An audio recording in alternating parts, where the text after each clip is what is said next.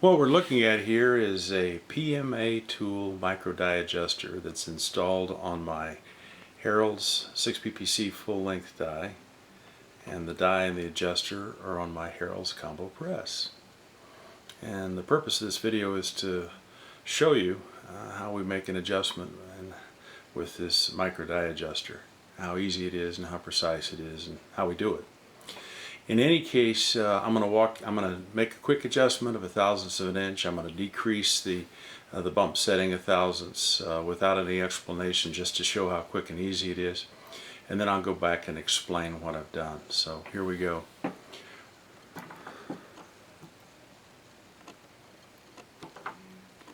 And that's all the time it took. Now, explaining the moves, the first thing we did was we made ourselves a little room between the bottom of this adjuster and the top of the press by loosening the whole thing up a little bit. Then we decoupled the bottom of the adjuster, which is threaded with fine threads, to the top of the adjuster by loosening up the thumb screw, say 1/4 of a turn.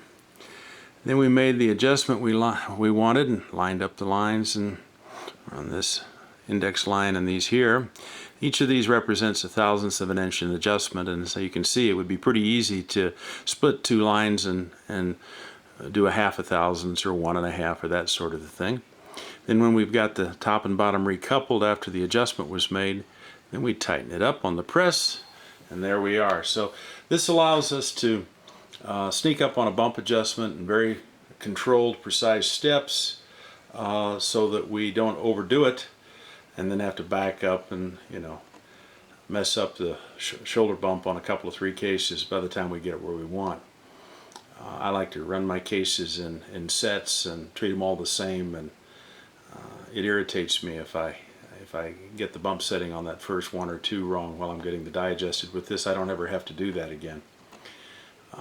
Another thing I found out in using this is that I can use the back end of my calipers and measure from the inside bottom of this thing down to the end of my die, and record that, and record the number I'm on here, and record the thickness so I know which rotation I'm on, and I can put it back to very close tolerances back on the die if I have a reason to take it off, put it on another die, or if I want to return it to the setting for from another press to this press. All I have to do is record those dimensions and that number, and I can put it right back where it was. I'll give myself a little more room by undoing the bump setting, maybe 2 or 3/1000ths, and sneaking up on it again, but it's a very doable thing.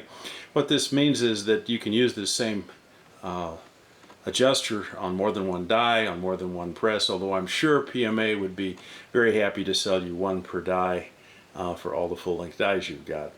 It costs really a very modest amount for what it does and for how handy it is. It's with this little thumb screw being a new thing, it's $64.95. The original version that had just a regular Allen head set screw that required a wrench was $59.95. Yeah. So in any case, that's what it is, that's what it does, that's how you use it.